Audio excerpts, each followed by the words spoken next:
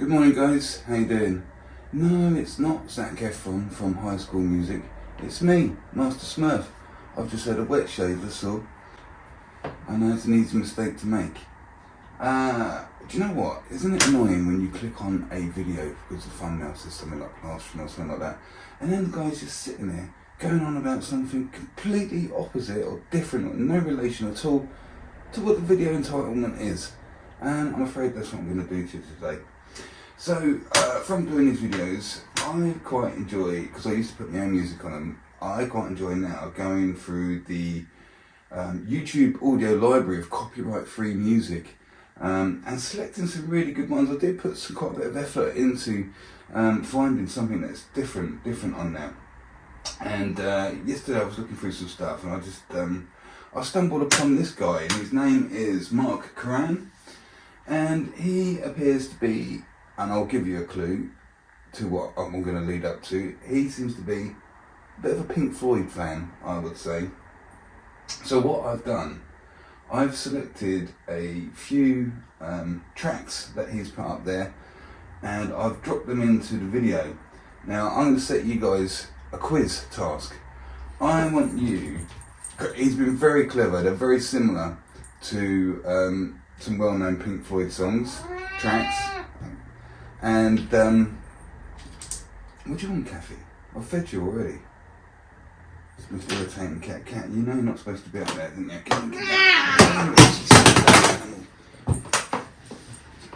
So yeah, he's done some tracks and they're very similar to some other ones. So I'm going to drop these tracks in the video, and whilst you're watching the video, you can guess what they might actually be. Like I say, he's been very clever, they're very similar, but he's changed them around a little bit so that the copyright doesn't pick them up. I found it very amusing. Anyway, at the end of the video, I'll tell you what they're called and I'll tell you what I think they are. Alright, good luck watching the video, and I'll see you at the end. Good morning guys, it's Monday morning, and after quite a long period of dry, hot weather, we've got a decent bit of rain all of a sudden, and it is a welcome relief. We've got a little bathroom to do today. It's just around the corner from my house, so let's get there, let's have a look what's going on. Okay, so here's the bathroom in question, and you can see it has had quite a bit of work done to it in previous years, but when you've got something like this, it's probably good practice just to go around and check to see what is solid and what isn't, and we've already had a little look at things already. Now the customer here has sprayed back this Artex ceiling already. I don't think it's been sealed or with a PVA or anything like that yet. There was coving in here, so we removed the coving, and there's not going to be coving going back up. We can see there's been no scrim, there's a crack up here, and this is all just fallen straight out. It was a bit of Perish plasterboard in here with a joint in here, so we're going to have to repair that, and I'll show you what we're going to do to that in a minute. Other little things here, so you can see, look, we've got the aqua board, we've got the green moisture resistance board. I've got some SBI. You know, 9 times out of 10 you can get away with plastering straight over this, but it is recommended that this green moisture resistant board is primed up with something suitable, and a little bit of SBR is probably pretty good and one of the cheapest and quickest options to put that on there, just to help that plaster stick to it. This is aquaboard. This whole area is going to be where the shower is going to be. They've got PVC paneling or something which is going to go up, but look, just checking the straight edge here, you can see there's a bit of a bow in the wall here where the old bath was. So what I think we're going to do is just pop this lip off there and bring it back to a straighter point like that to here, so as it comes down, see it's pulling it out. And we need to fill this area up with an undercoat as well, which will probably be, I've got some a little bit of hardwall in the van. I'll probably do a mix of thistle bonding and hardwall in there. You can see on the side, look, we are quite deep. Another alternative is to probably get a bit of plasterboard in there, dot and dab it, but maybe a bit tight for dot and dabbing on there, so that's the point. We might as well just stick to the same material and we'll just float all that in. Right, Okay, let's start knocking things about. Right, I need to shoot off and get a few materials. Just before I go, because the customer's doing this for me. What we're doing to remedy this bit up here, and the joist is running back here somewhere, so we've got a joist running through here, a bit of timber. So what we're going to do, we're going to get another flap of timber, get it in here, get it to come over and touch that joist, then we're going to screw up through the plasterboard and physically screw that bit of timber to the back of the plasterboard, and it's going to overhang into this void, and then we're going to get another bit of plasterboard over it and bring it down flush with this, so it's all nice and secure. Looks like there used to be a joint there. Yeah, it's completely perished. I think there's some water damage up there, it's got it, but yeah, that's what we'll do.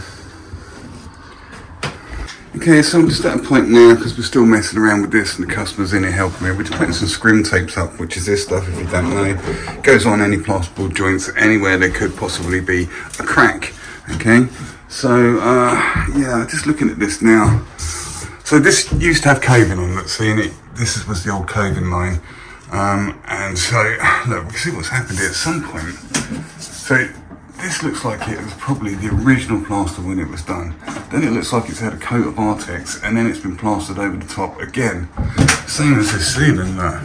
So this looks like the original ceiling here. It's had like a textured paint over the top of that. Then it looks like it's been plastered, and when they plastered it, they must have known they were going to be coving it, because you can see they haven't come right to the internal, which has left us quite a nasty corner to make up and straighten up. So yeah, it's been plastered, then they've covered over it, and then now look what's happened. They've Artex over it, quite a heavy Artex, and now we're going to plaster over it again. So we've got quite a few layers going on there.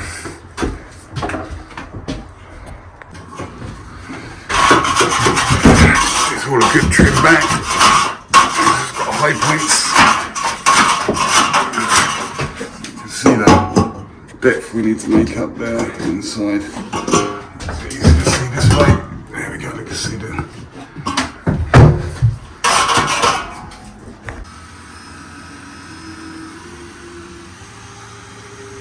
I've just got some screw tape over that joint there now. Now the customer's up there putting this bit of MDF in there to take a new bit of plasterboard. He's up in the loft doing it that way. I'm a little bit restricted to what I can get on with. I'm just waiting for the traffic to die down a bit before I go off and get the materials. I've got a few materials in the car, and lucky enough I've got a little bit of hardball already, got 2 bags of hardball, and I've done a lot. This has been a bit of an ongoing project, this house, so I've been in doing different stages. So I had a bit of hardball here. I had a bit of hardball in my motor because I was doing some the other day. So we've got this gap here that's going to need filling up, and we're back to the blocks, look. And these are our old clinker blocks, and they're sort of like medium suction. They're more concrete-y than anything else. The thermite blocks are really high suction. So what I think I might do is start getting a coat on this with hardball before I go away. I'm probably going to wet this up with a little bit of water.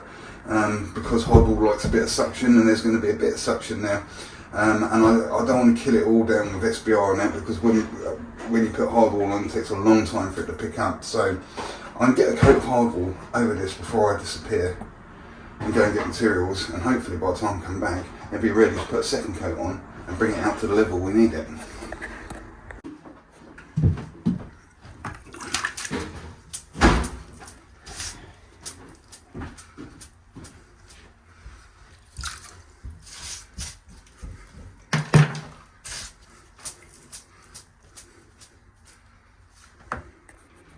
So the customer's been up, they've got this bit of MDF, and he's got a couple of fixes in from above, but I'm just getting these in as well.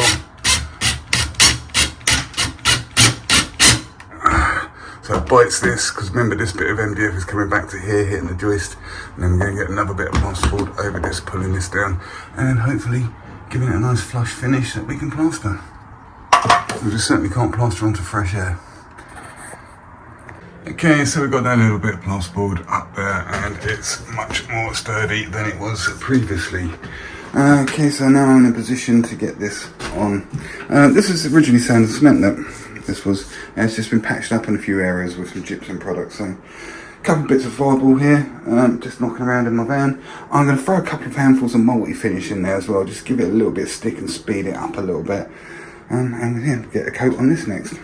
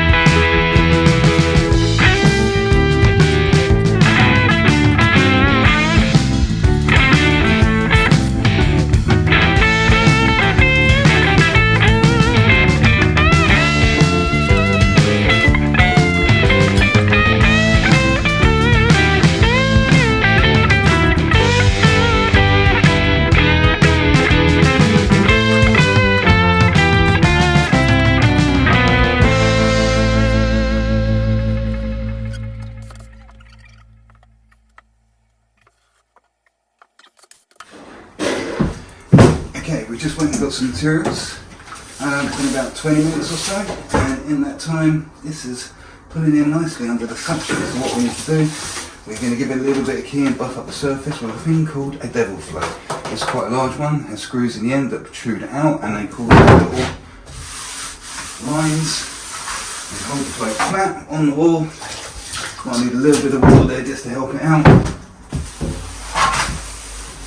As it buffs the surface up, pushes little lines in there, gives it enough key for the multi-finish to stick to. Okay, so that's all devilled in and forming quite a nice shape, and that shouldn't be too long before we can get some multi-finish over it. Now whilst that's happening, we can get on with prepping the rest of this stuff up. Now we need to get some beads around this window, and I need to finish putting up these screen tapes everywhere. And then I need to prime the surfaces. Now, priming the surface, there's all sorts of different things you can use. The three main ones are PVA, SBR and grit. So PVA is polyvinyl acetate, SBR is styrene butane polymer resin. Some people say rubber. It's close enough. There's not much difference between PVA and SBR, apart from the SBR is a lot thinner and it's waterproof, and you can use it outside, and you can use it as an admixture for sand and cement. You can't really do that with PVA. And considering this is a small bathroom, so there's going to be kind of like a high moisture potential in here. So SBR would probably be a good option to use to seal these walls up, and we want it to soak in, and it will start killing the suction and ensuring that the plaster bonds to it nicely. And because it's waterproof, it would be ideal in here. Probably could get away with PVA. Oh, and SBR ideally needs to go on these boards, like I think I mentioned earlier. You're not supposed to go directly onto them. I have done in the past, but since doing these videos, that's when I learnt that. And yeah, they're right. It says on the bags multi finish, yeah, they need priming up. And what they suggest is a product called Thistle Bondit, and it's basically SBR, I think, something like that. It's very, very expensive. So yeah, a bit of SBR over this won't hurt you.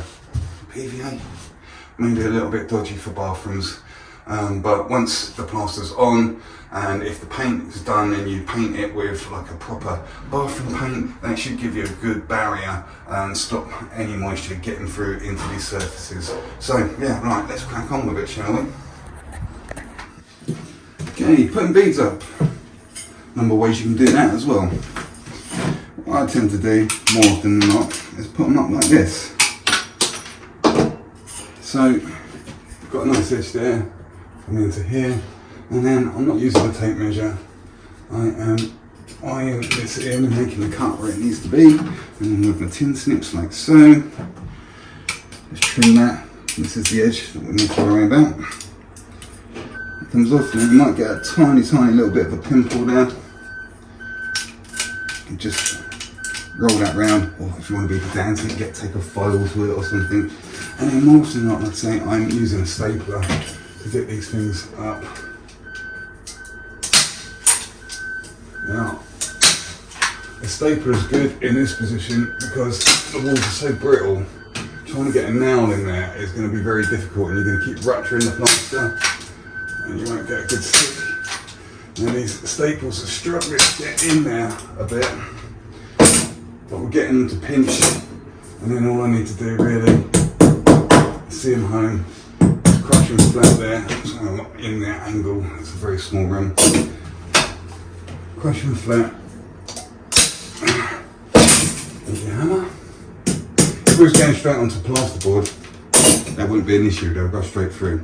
So yeah, that's how I stick up them beads. And if you want to, because this is a little bit dodgy and sometimes staples aren't very good, there's nothing stopping you getting a bit of scrim both sides of this, and you'll be surprised how well that actually holds the bead nice and sturdy and just reinforces.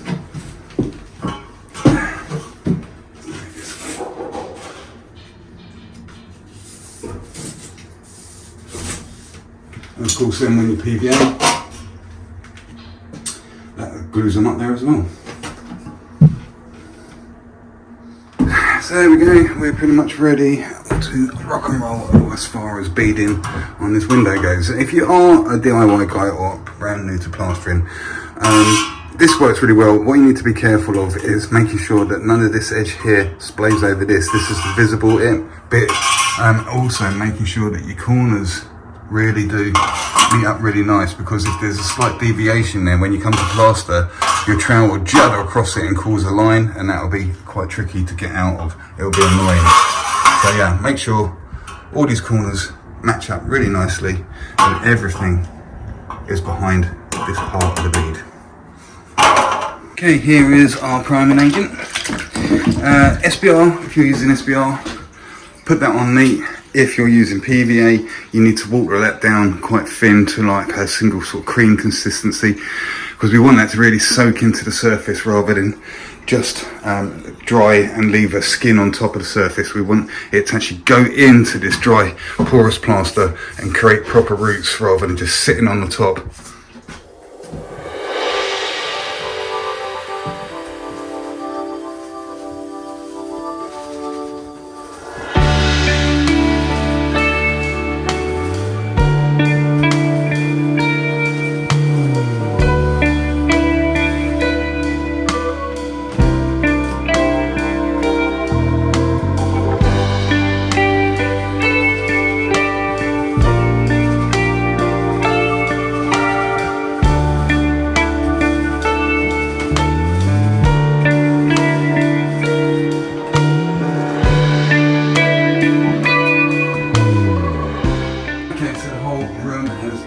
Then we just need to give it just a few moments just to pick up and like get tacky, or you know, get itself in a condition that it can be plastered over, because if you try to plaster over wet primer too quickly, it will just act with rain across the top and it will mix with the plaster. You don't want that.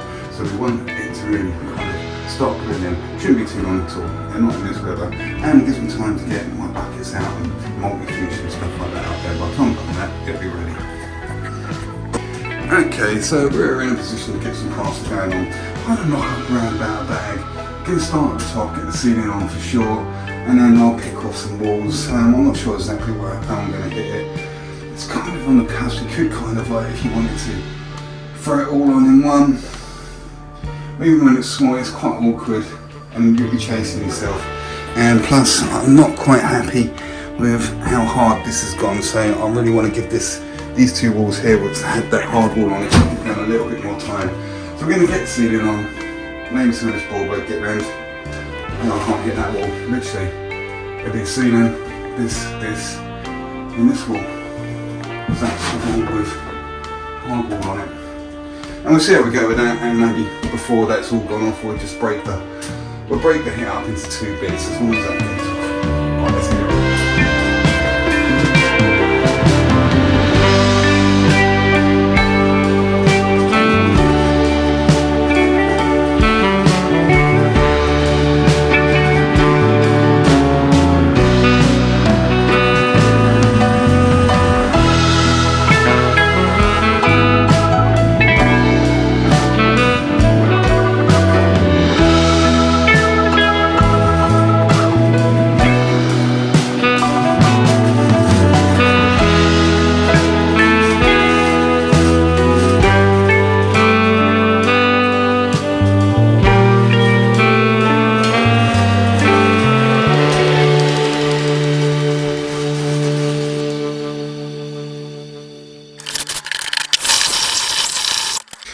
Okay, here's our multi ready to rock and roll. I've knocked it up a little bit thicker than usual because obviously we got to make the depth over this texture, and we got a couple of nasty little bits up here to sort out.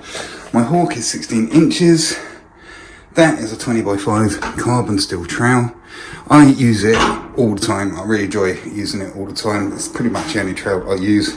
And then I'll switch to a Rafina Flex 2 stainless steel right at the end. I'm not going to go right into one about that trowel today. I've done it in loads of other videos. That's just what I'm putting on with. I find it great.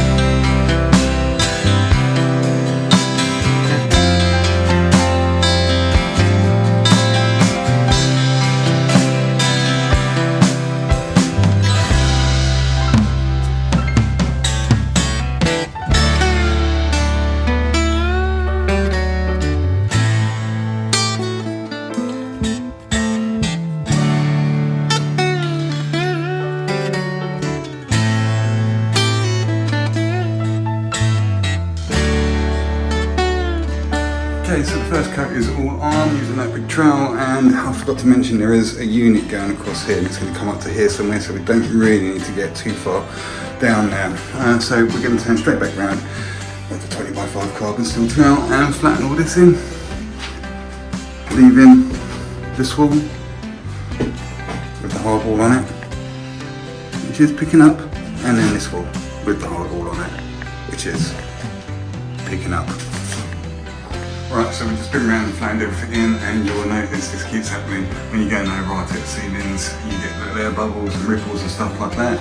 Best thing you can do with that, if that's happening, is just leave it alone, let that first coat pick up before it starts holding itself together. Because the plaster's still wet at the moment, and if I try to put the second coat on now, you just add more wet weight to it and it's going to sink through again. So one way to get around it, there is a few ways. Get that first coat on, knocking it up thick, putting it on a little bit thicker, get it in a nice flat condition right from the outset, and then just leave it alone. And then let that pick up, and when you go over it with the second coat, it should disappear, which it normally does. So we've got all this flattened in. I rarely use corner trowels. You can see the condition of the internals right at this moment, while the plaster's still extremely wet. You know what, I can't really justify not throwing this whole rim on. That is starting to pull in a lot quicker now, it's good. So I think we're gonna knock up and just get these two walls on with a separate bucket of multi-finish.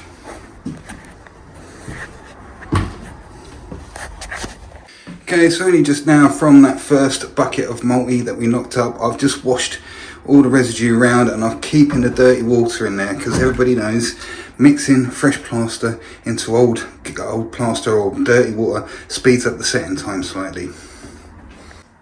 Okay, so we got those two walls on with the first coat, and they're still very wet. But in the time it's taken us to do that, this ceiling has picked up substantially. So I think we're going to be in a position now to stock up enough to get the second coat on the first hit that we put on. Yeah, that's all good, that's all ready. So we're going to put the second coat on this round here, and then this wall. This is a bit too wet. Remember, if you're new to plastering, when you knock up for your second coat, you're going to need approximately half the amount it took to get the first coat on. Probably less than that if you've had to do something like put it on extra thick to get over the texture of an Artex ceiling. So considerably less than half, but yeah, definitely round half about and you'll be fine. And also, if you are new to plastering, I suggest you don't do this and keep knocking back into your dirty water. Always use fresh, clean water to get the maximum amount of time if you're a little bit worried that it's going to go off on you. Okay, so we did put the whole lot on. By the time I had enough left in the bucket, and by the time I blowed this down, it was time. These walls had picked up, so I was able to use what was left in my bucket to get a tight coat over these two walls as well. So everything has been second coated.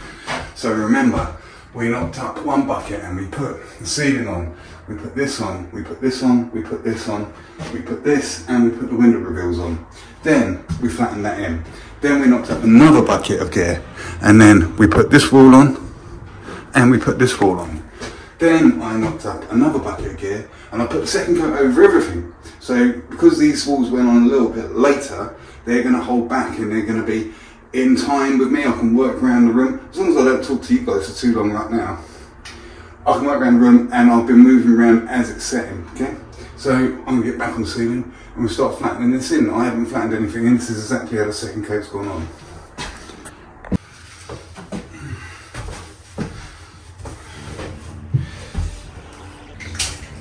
Right, so as you can see, we're starting with the ceiling first. I tend to use these smaller wet brushes, okay, with tapered ends. Kind of use it a bit like a corner trowel. I don't use corner trowels. It allows me to really tidy these up, but also retain the straightness from this trowel. To keep things straight, corner trowels tend to ride, and because they're just a V, they tend to ride if there's any discrepancies. You tend to find these larger trowels, I can get internals straighter than just using the corner trowel by itself. So just applying a tiny little bit of water, getting off a little bit of residue, and this moment was just the first flattening. We can use that to push that back in. It's kind of like almost giving it a third coat.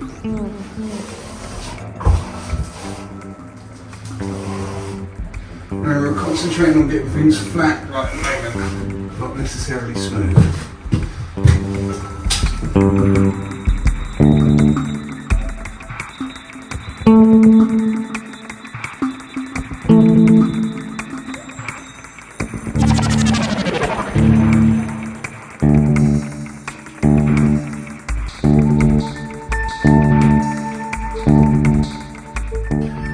had its first flatten, and now round to the end, which is down there. It's pretty much time to start again on the ceiling. So knocking back with that dirty water and stuff like that, I've kind of timed it perfectly that, you know, we're just going in a continuous loop now. We're not really spending or losing any time in between. Okay, so we've been round a couple of times with the wet brush and the 20x5 carbon steel trowel, and this thing has now done its job. Now we're going to switch over to this thing, which is 16-inch, and it's stainless steel and it's very, very flexible.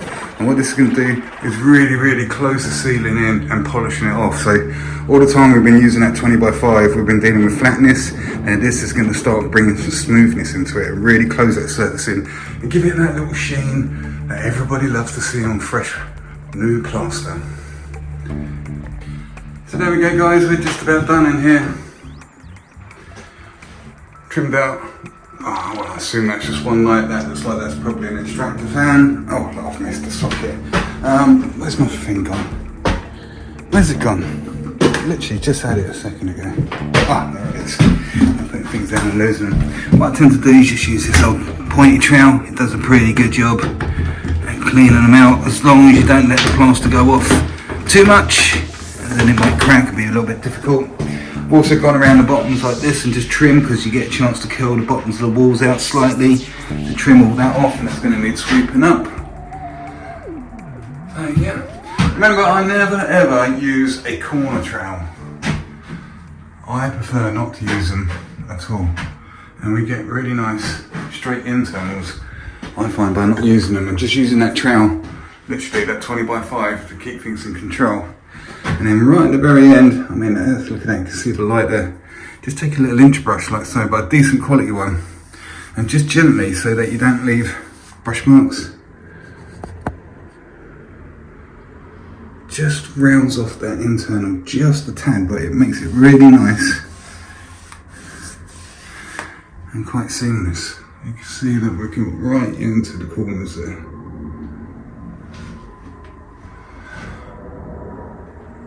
Cleaned off door frames. So yeah, there we go. Oh, I've got to clean this off. That's something else I was going to mention. The original plaster was already way in front of this door frame. I'm going to trim this off so it's a little bit neater.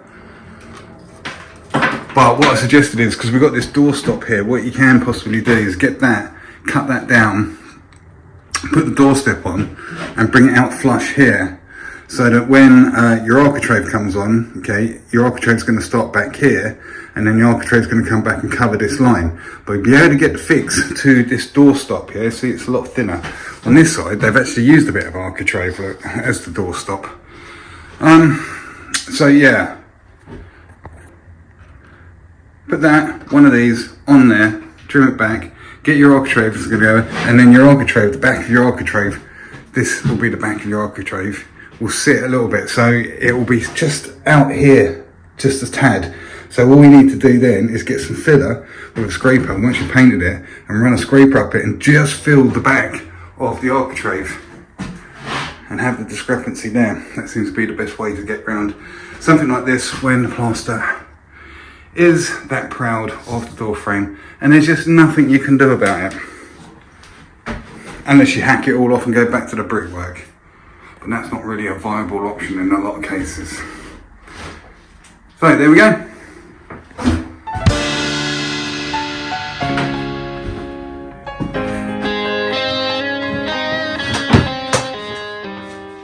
Okay, so here we are at the end of the video, and I wrote down the tracks. I'm going to play one now, a little bonus one for you. It's going to be playing in the background, I haven't done it yet. Okay, so track number one.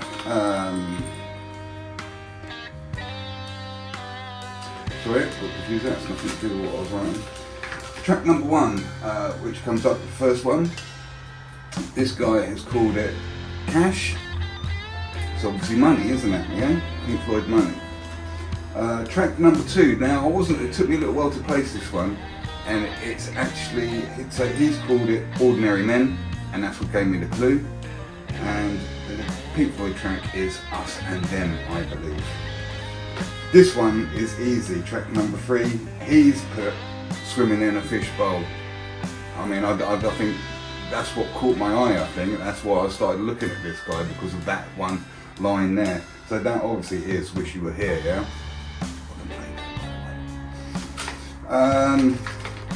Then this one took me a little while to get, but I did recognise it's probably one of the more stranger ones. So we've got to number 4. He's called it Long Distance. I wasn't too sure what it was. I had to listen to this for a while, and then it dawned on me what it was. And it's a track called Time. And then this one that you're listening to now, he has called it Numb Sky. Got to be comfortably numb, isn't it? Although this one is a little bit more varied from the original. So yeah, there you go. I thought you'd done a very, very good job of it. I was going to say something else there as well, I can't remember. Like that. So yeah, we did that just for fun. It was just for fun, okay? So guys, thanks for watching the video. I'm up early this morning just to finish editing this one this morning. I can get that rendered, and when I get in I can get that up and uploaded onto YouTube for this evening. I'm off now soon. It's like I say, it's 4:06 now. I'm off to go. I'm working quite local, but I'm up and I have to get this done before I go to work. So that's what we're doing. Guys, don't forget to come over to the Facebook page if you are new to plastering and want any advice or anything like that. I'll put this on the end of all the videos now. Plaster Master Smurf 74, we've got a little group there going, and it's perfect place. It's all for free, I'm not charging any subscriptions or anything like that. Got any questions, you've got a job that you're doing or a job that's gone wrong, etc. Come post some pictures up, talk to us on there. There's me on there, there's like 700 other plasterers on there, all just waiting to give you some nice good advice. And it is a nice environment as well. There's no, like I say, it's a nice environment. There's no trolls or anything on there. Everybody's very, very respectful, and there's no silly questions at all. If you need some advice, come on over there. Plaster Master Smurf 74 on Facebook, completely free. And also, don't forget to like and subscribe. It really helps me out with the algorithm on YouTube. It pushes me out there, puts my videos out there a little bit more, and I might make a little bit more money on ad revenue. And that's the only way I do make any money out of these, if people watch the adverts. And I'll be honest with you, doing the amount what we're doing at the moment, it's all right. It's a labour of love, to be honest with you. I'm generating between £100 and £150 a month just out of ad revenue. I'm not interested in doing any subscriptions or pushing a product or anything like that. So yeah, it's just the videos. That's all it's doing, and it's just a little bit of pocket money. It does help out, and I enjoy doing the videos. So if you did enjoy watching videos, please do hit that subscribe button. Do me a massive one. Okay, right. I'm going to leave you to listen to the rest of this track, and I'll catch you on the next video, which will be very, very, very soon indeed. Take it easy.